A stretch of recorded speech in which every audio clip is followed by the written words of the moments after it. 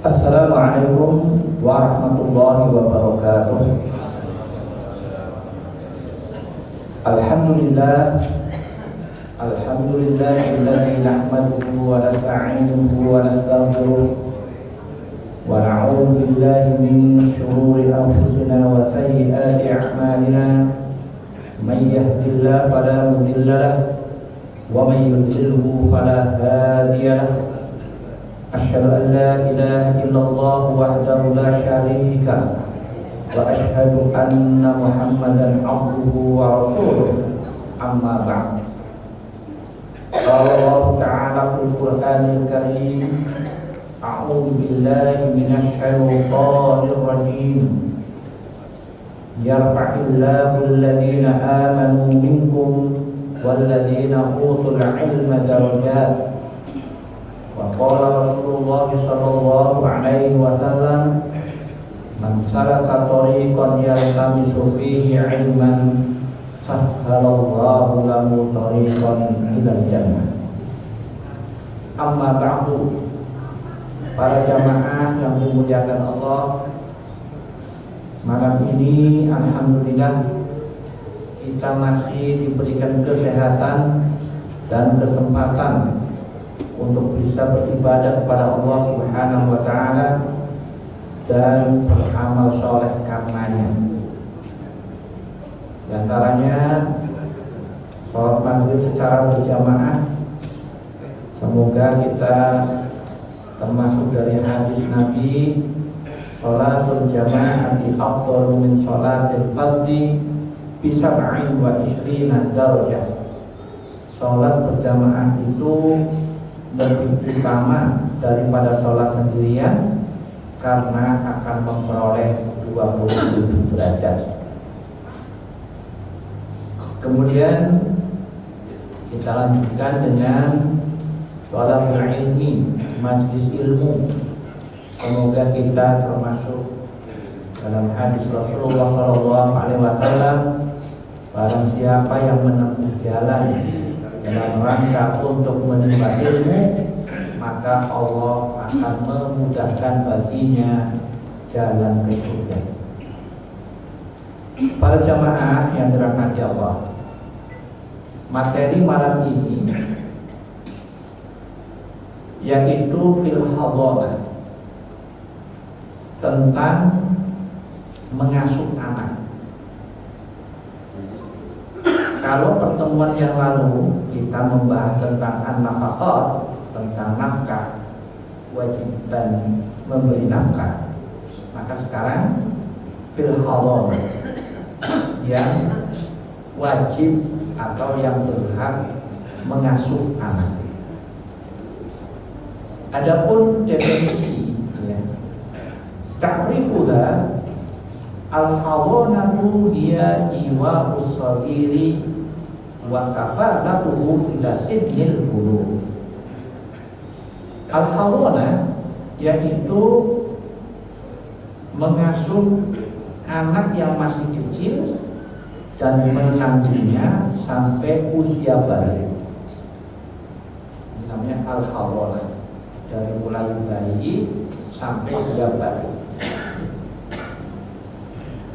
Hukmuha, hukum mengasuh anak. Al-hadanatu wajibatun. Jadi hadanah itu hukumnya wajib. Untuk apa? Lil muhafadzati ala abdanihim wa uqulihim wa adyanihim. Untuk memelihara badan mereka, akal mereka dan agama mereka. Selanjutnya adalah alaman tajib, atas siapakah mengasuh anak itu diwajibkan. Tajibu hadaratus sigari 'alal abawain. Wajib mengasuh anak itu atas kedua orang tuanya.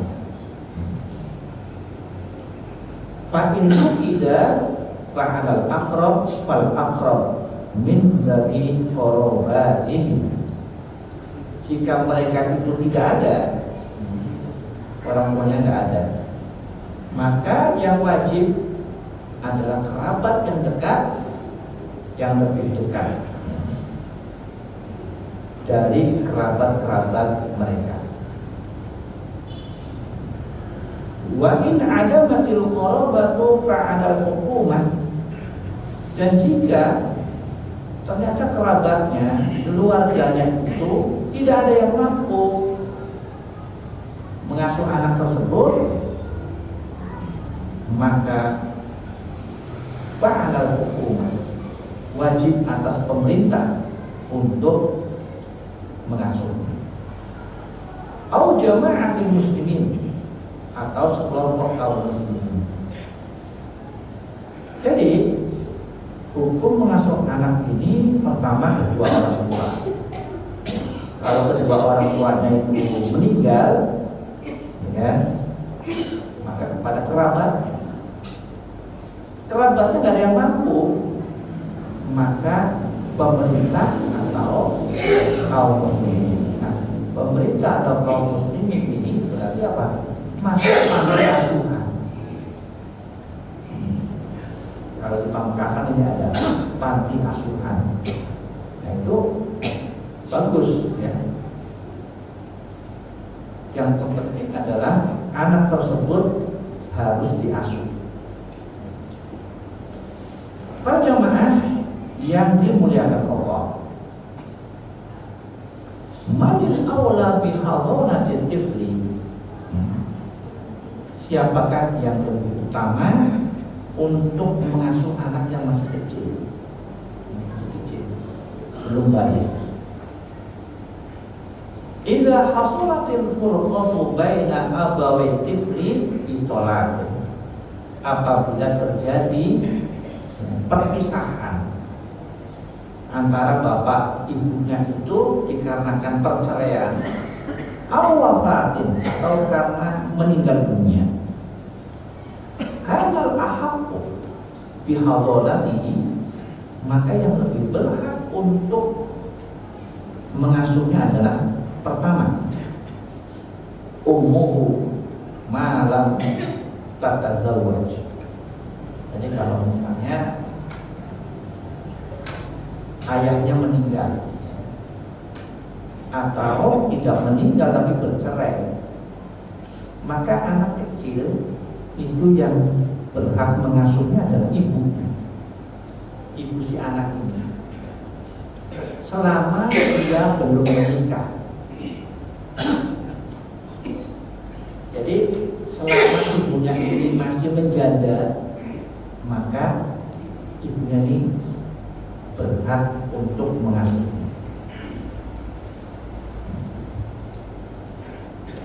Berdasarkan ya sabda Rasulullah Shallallahu Alaihi Wasallam ketika ada seorang sahabat, ya, sahabiah, sahabat perempuan mengadu kepada Rasulullah Shallallahu Alaihi Wasallam ya, tentang anaknya tadi, anti ahaqqu bihi ma lam tankihi, kamu lebih berhak untuk mengasuhnya selama kamu belum menikah. Hadis riwayat Imam Ahmad dan Abu Dawud. Jadi urutan yang pertama adalah ibunya. Fa in lam takun, jika ibunya itu tidak ada, jadi meninggal, ibunya tidak ada, meninggal. Fa ummul maka ibunya ibu, asal dari maksud al-jaddah, neneknya, nenek dari jalur ibu. Jadi perempuan juga, jadi yang mengasuh itu memang perempuan. Fa'il lam takun fal-khala, kalau ternyata neneknya juga nggak ada, ibunya meninggal, neneknya juga sudah meninggal, maka yang berhak mengasuh adalah al-khala. Al-khala itu artinya apa? Saudaranya ibu, saudara ibunya. Jadi bibinya. Bibi dari jalur ibu. Jadi urutan gitu. Ibunya meninggal, neneknya meninggal, maka bibinya. Li'anna jaddata li ummi tu'tabaru ummah. Ya, jadi karena nenek itu sudah dianggap ibu. Memang secara psikologis ya, anak itu akan dekat dengan ibunya dan dengan neneknya. Wal khalatu tu'tabaru bi manzilatil Nah, sedangkan bibinya tadi juga menduduki kedudukan ibunya. Makanya kalau kita lihat anak-anak itu dia akan dekat dengan ibunya, dekat dengan neneknya, dekat pula juga dengan bibinya. Secara psikologi anak demikian. Maksudnya dari dia akan selalu dekat dengan jalur ibunya.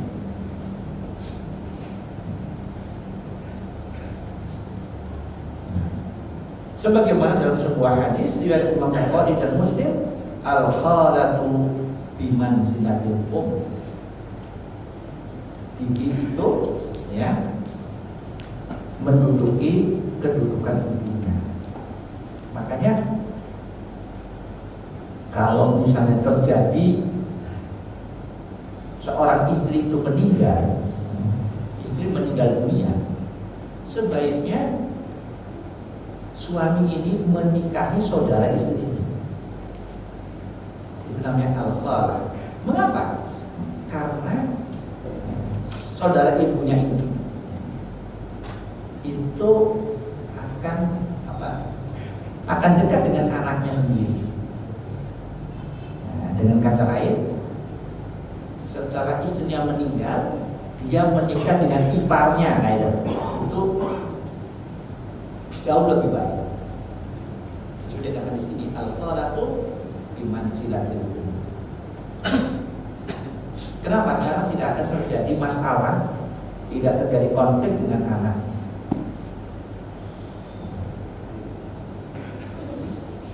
Dan itu apakah ada? Ada dan banyak. Jadi kalau seperti itu, insya Allah keluarganya akan baik. Kalau dengan orang lain, biasanya bermasalah antara anaknya dengan ibu baru. Gitu.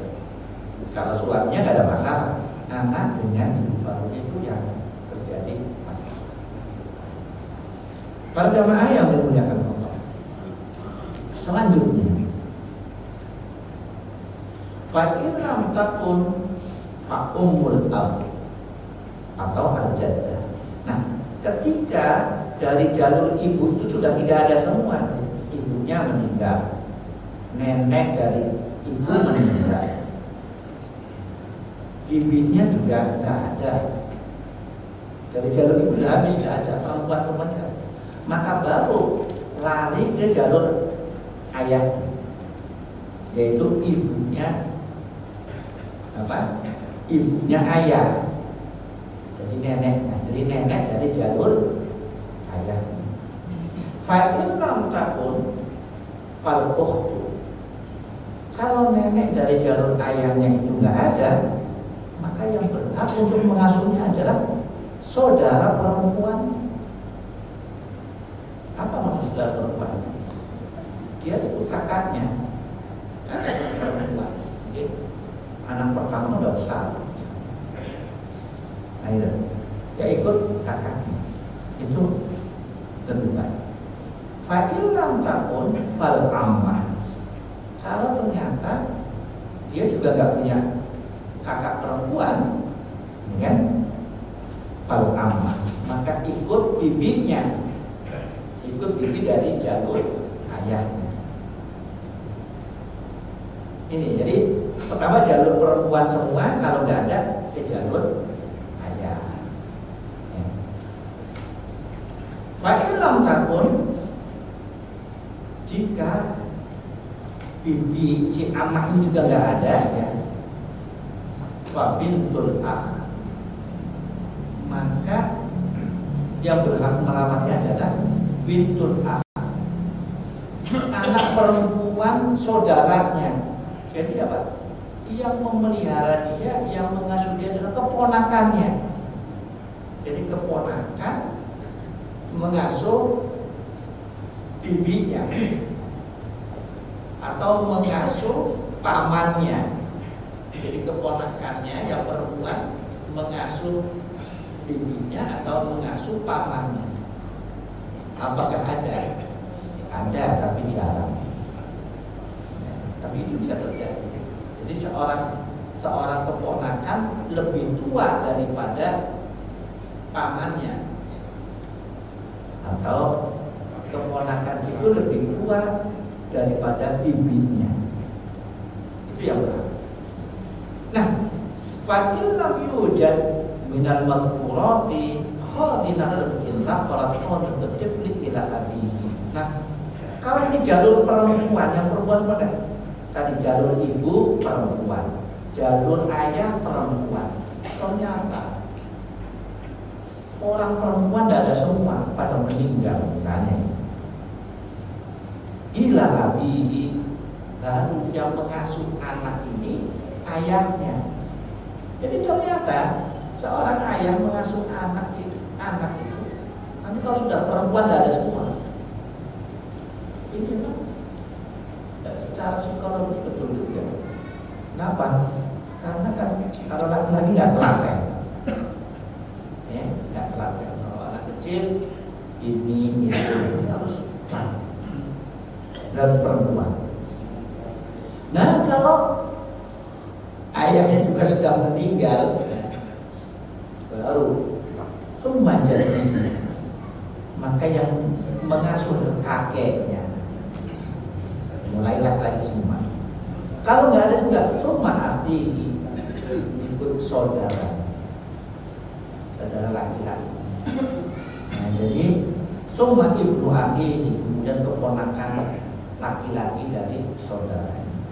Semua ammi terus. Nah, jadi para jamaah yang dimuliakan Allah, bisa kita simpulkan bahwasanya yang wajib mengasuh anak itu adalah perempuan. Pertama, keluarga perempuan dari jalur ibunya.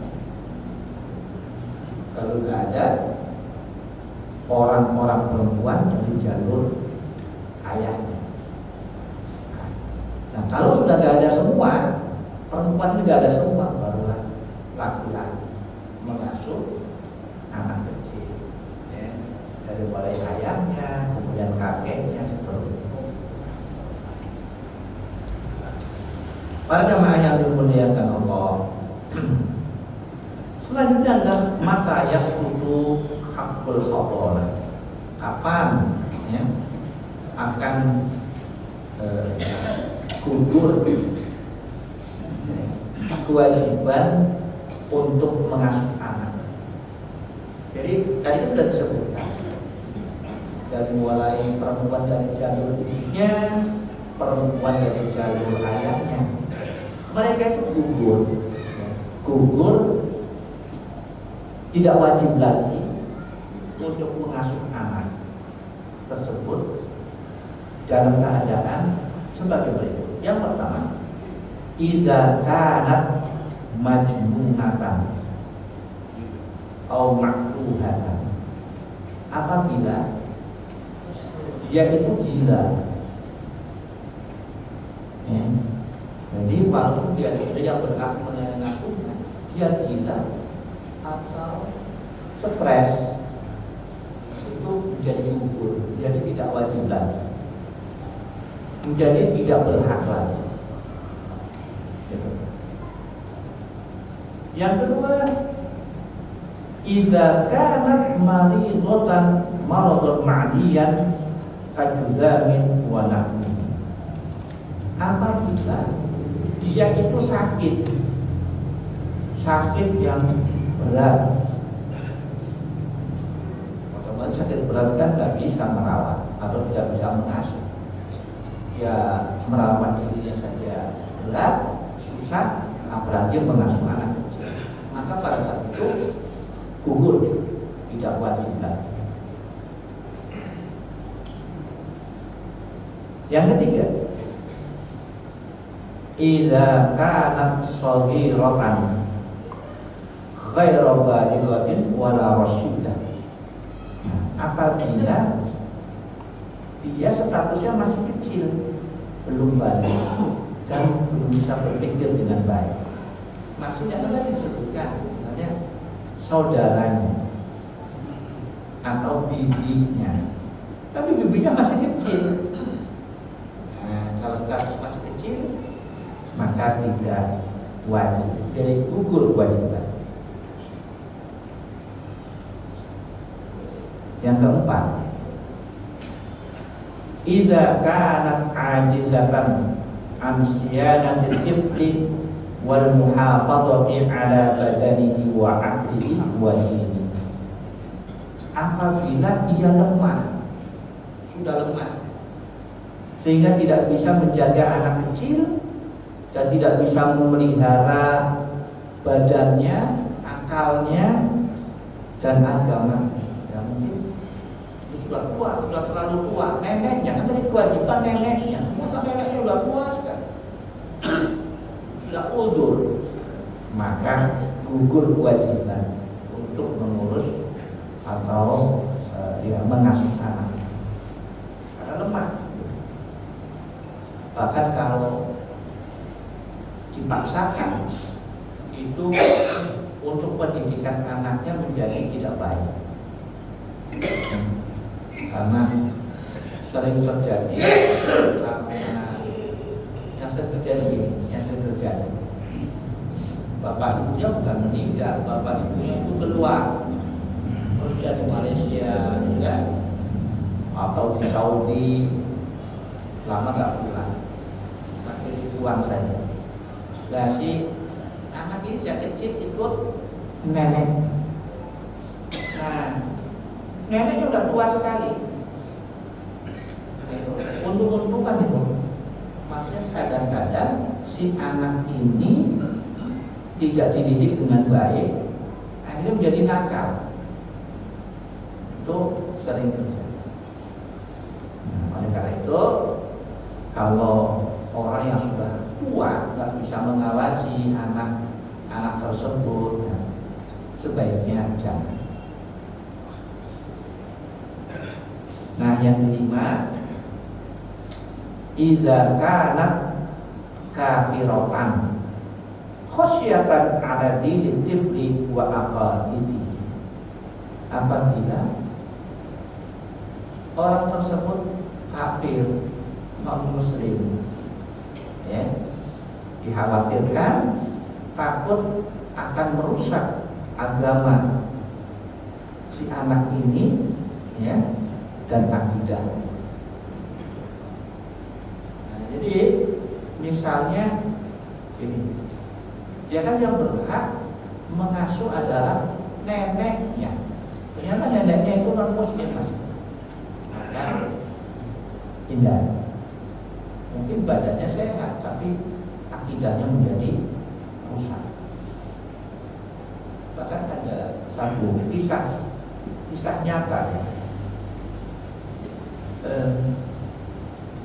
Ada anak perempuan itu oleh budenya, diasuh oleh budenya, masuk di pondok pesantren.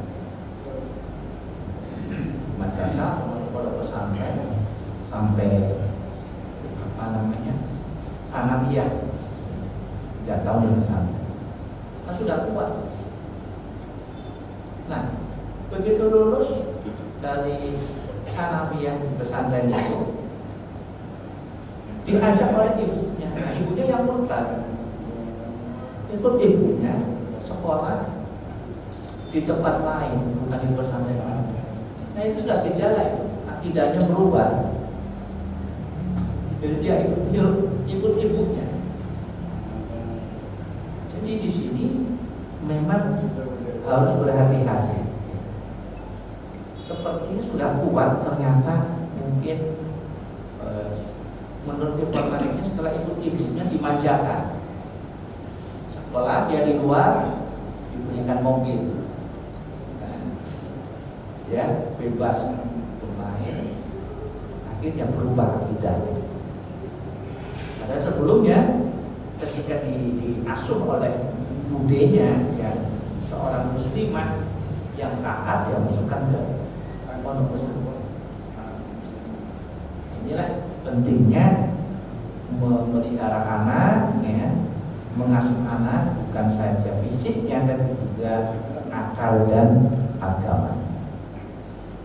Maka ketika status orang yang berhak mengasuhnya tetapi statusnya kafirah, maka harus dihindari, dicarikan yang lain. Para jemaah yang dimuliakan Allah, berikutnya adalah muddatul hadharah. Waktu mengasuh anak itu berapa lama? Kewajiban mengasuh itu berapa tahun? Yang tentu zamanul hadharati ila ayyablughal gulam.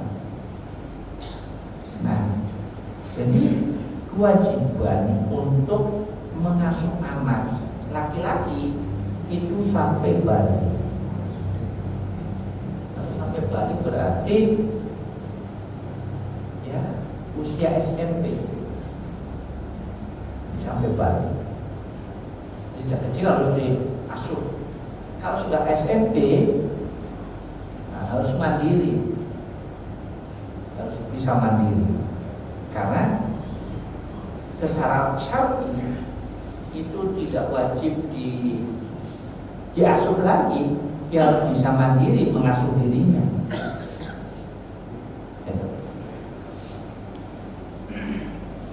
Itu kalau anak laki-laki. Wa tatazawwajal jariyatu. Sedangkan kalau anak perempuan sampai ia menikah, nah, jadi beda mengasuh anak. Kalau anaknya laki-laki sampai balik, kalau mengasuh anak perempuan sampai menikah. Makanya berat mengasuh anak perempuan. Jadi harus dijaga. Jadi tadi kisah tadi kan belum menikah sudah dilepas, akhirnya murtad. Jadi rawan, apalagi perempuan kan.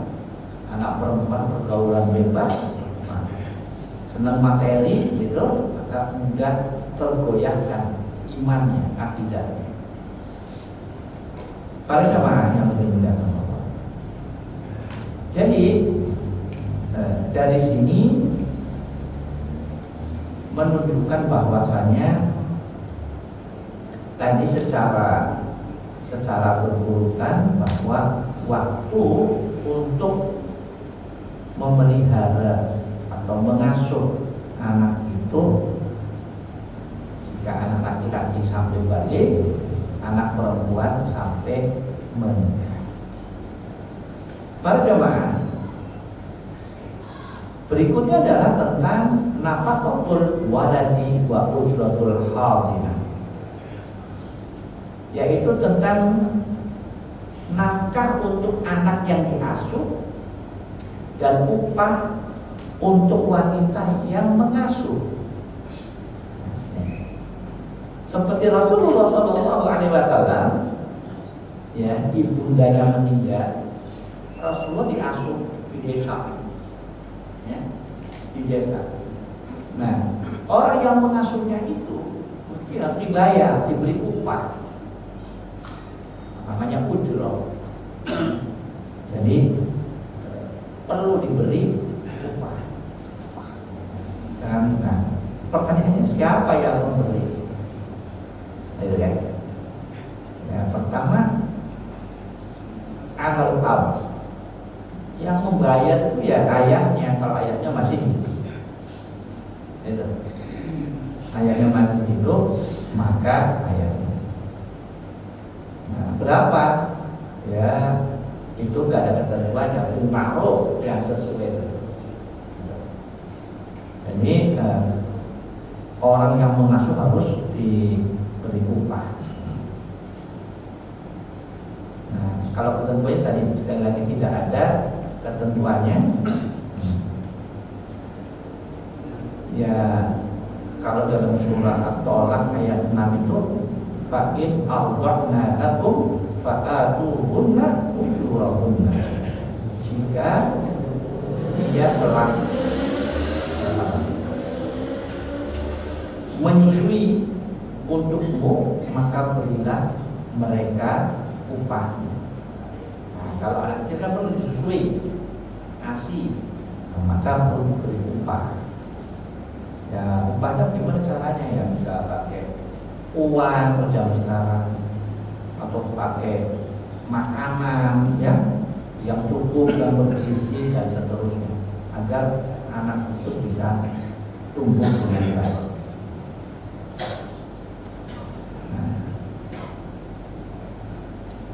Para jamaah yang dimuliakan Allah. Nah, kemudian berikutnya adalah kalau dudul mahduni baina abihi wa ummihi idza balagha tiflu sab'an wa khayyara baina ummihi wa abihi fa in ikhtara al-um kana 'indaha bil-lail wa 'inda abihi bin-nahar.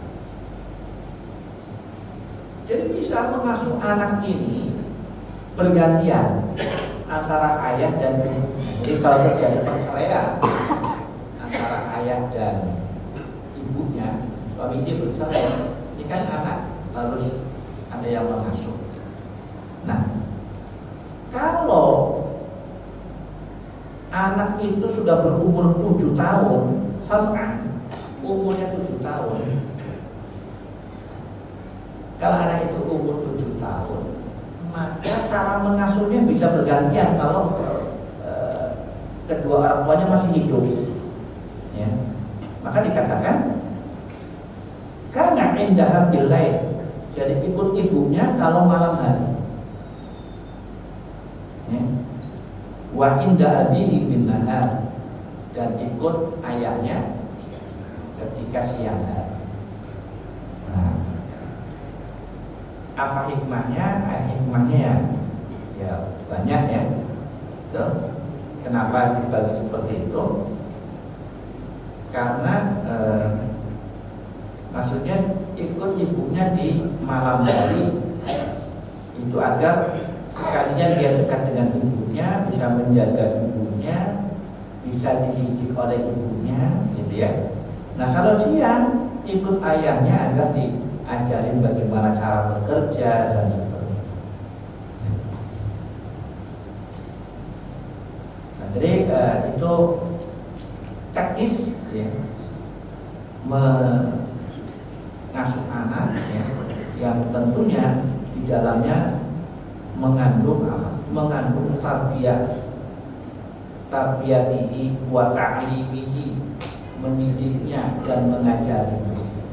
Bukan saja diberi makanan ya, tapi juga diberi pendidikan dan pengajaran. Para jamaah yang dimuliakan Allah. Nah, kemudian sebagai catatan penting untuk kita semua bahwa at-tiflul mahdunu amanah. Ya. Bahwa sesungguhnya anak yang diasuh itu adalah merupakan amanah. Yajibu adal hadinati an ta'lama anna tiflul mahdunata amanatun talzamuha mura'atuhu wa muhafadzatu 'alaihi. Jadi karena itu merupakan amanah ya, yang harus dijaga, maka tidak boleh sembarangan ya, cara mengasuh anak itu, tapi harus penuh dengan perhatian, penuh dengan perhatian, kedekatan, ya, agar anak ini menjadi anak yang baik, anak ini menjadi anak yang saleh dan salehah. Itu inti daripada mendidik dan mengasuh anak.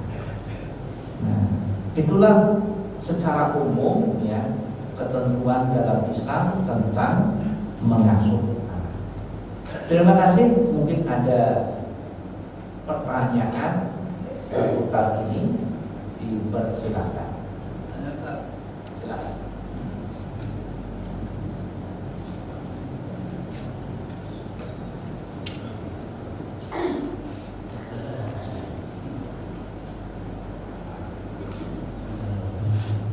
Assalamualaikum warahmatullahi wabarakatuh. Sesuai dengan materi kasus yang kaitannya dengan mengasuh, itu yang pertama saya tanyakan, mungkin Ustaz ada korelasinya dengan petugas Departemen Agama. Dalil apakah yang dipakai oleh Departemen Agama tentang hak asuh anak rata-rata jatuh kepada tangan suami, baik itu cerai maupun meninggal? Itu yang pertama. Yang kedua,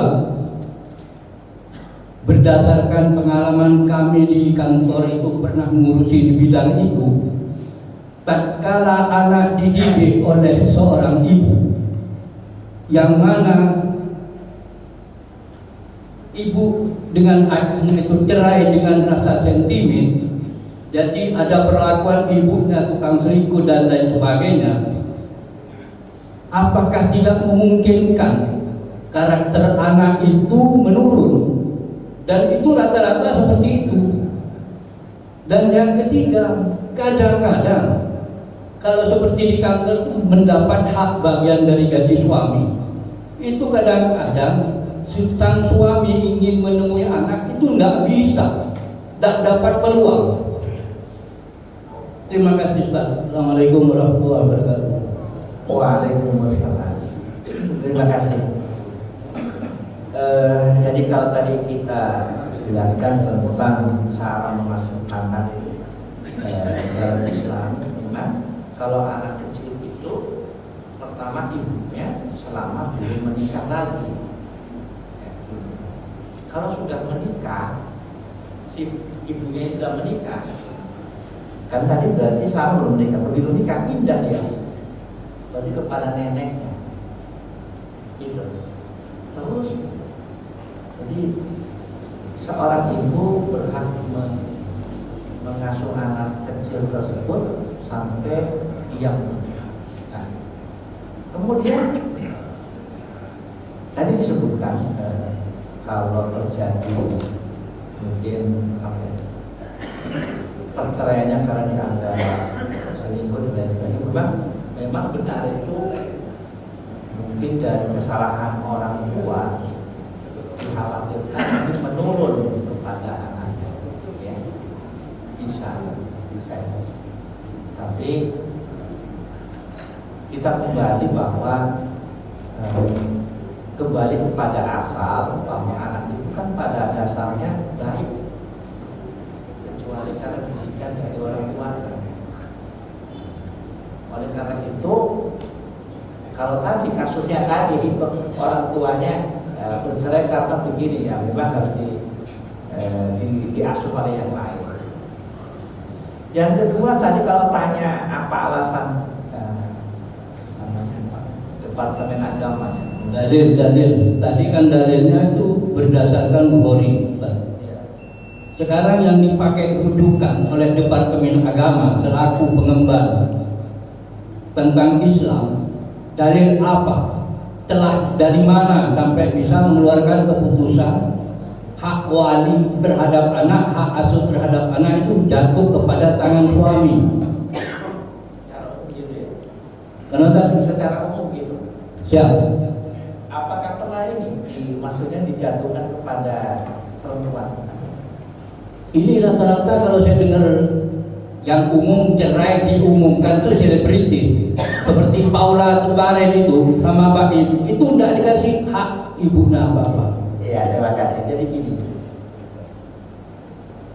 ini psikologi saja biasanya memang kalau seorang laki-laki, ya, seorang laki-laki akan selalu ingat, selalu ingat kepada anaknya dan bertanggung jawab kepada anak. Biasanya. Makanya kalau keputusan dasarnya apa? Karena memang benar kalau bapaknya itu secara umum ya, secara umum bapaknya pasti bertanggung jawab akan memberikan. Kalau waktu Isa sudah masuk ya, silakan adik.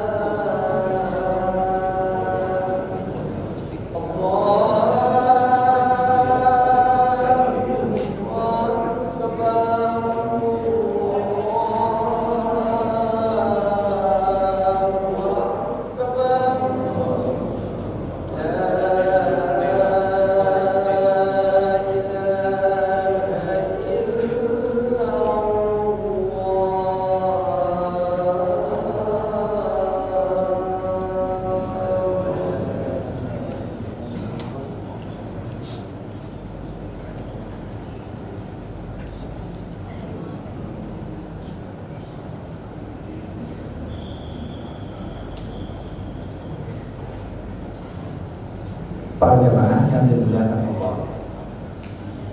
Jadi hikmahnya itu kan sebenarnya tergantung kepada istihad hakimnya sudah memutuskan. Tapi kalau berdasarkan yang kita jelaskan tadi ya seperti itu.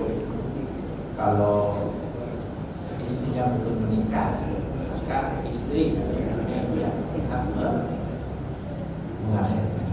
Tapi mungkin pertimbangan ijtihadnya begini, kenapa selalu diputuskan yang mengasuh adalah ayahnya. Kaitannya dengan nafkah. Itu saja pertimbangan. Nafkah. Karena biasanya kalau nanti yang mengasuh itu adalah ibunya, si ayahnya tidak memberi nafkah. Padahal menurut hukum Islam dalam yang sudah kita kaji sebelumnya, an-nafaqah, walaupun istrinya sudah diharam, si anak ini tetap menjadi kewajiban ayahnya. Tapi yang terjadi sering tidak diberi oleh ayahnya karena sudah ikut orang lain. Nah, ini berarti menjadi catatan penting bagi seorang ayah, walaupun sudah bercerai, ya, tapi kewajiban memberi nafkah itu adalah tetap ayah, bukan ibu. Nah, karena mungkin sering terjadi begitu, ya sudah diputuskan ikut ayahnya saja. Itu. Karena cerita-cerita yang itu banyak, misalnya diputuskan ikut ibunya, tapi masalah makan itu tetap ayahnya. Itu kan, ternyata ayah nggak pernah diberi, ditinggal begitu saja. Sehingga mungkin seorang hakim berpikir, sudah sekalian ikut ayahnya saja. Saya rasa, tapi kembali itu pada tingkat hakim masing-masing. Saya kira itu. Tapi secara hukum kan atau tidak, Ustaz? Kalau kembali kepada ketentuan tadi, ya, kalau saya hakimnya, saya akan putuskan sesuai dengan ketentuan yang ada. Karena juga ada kaitannya saat waktu dia dinikahkan, kalau tanpa seorang tidak sah nikahnya. Kenapa alurnya setelah melahirkan dan lain sebagainya seolah-olah dibelokkan, Ustaz? Karena itu adalah kait mengait, Ustaz. Karena yang kami alami dulu, saya dari pelaksana panitianya itu, kadang-kadang nafkah dikasihkan seorang ibu, anaknya pun tidak terawat, Ustaz. Ini setelah adanya survei realita di lapangan.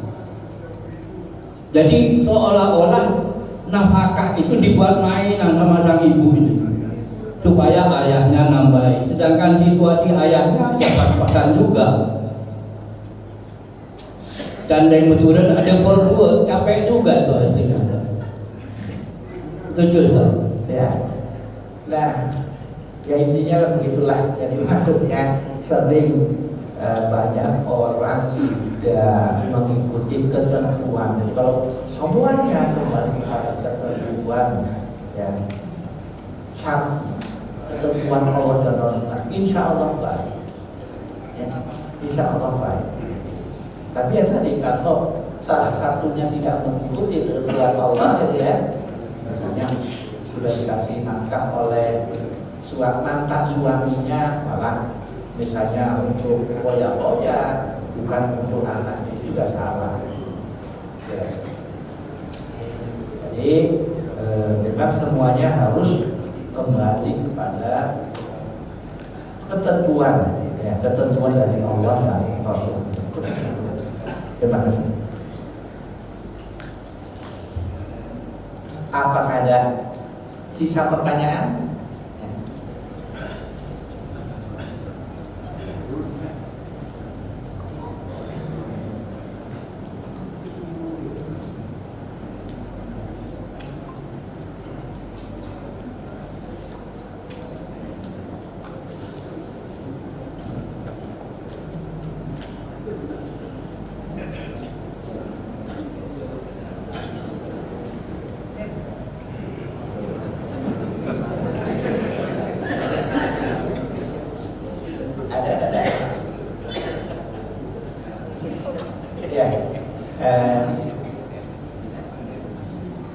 Jadi memang mudah-mudahan cukup jelas, ya, cukup jelas tentang pengasuhan anak. Memang kita ini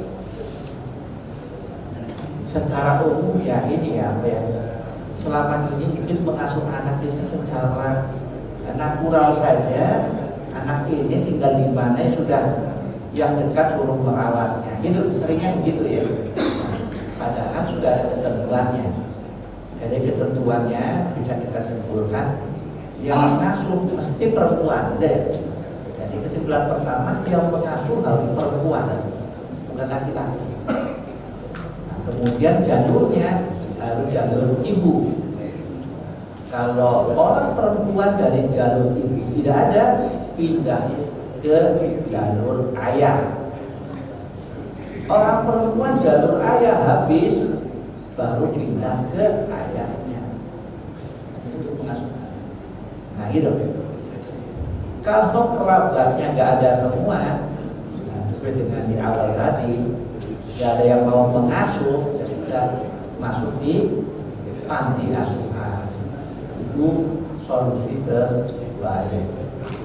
Nah sekarang selain panti asuhan ada lagi misalnya bisa masuk pondok pesantren, kan mirip dengan panti asuhan. Masuk di pondok pesantren, gitu ya. Nah itu dia bersama teman-teman.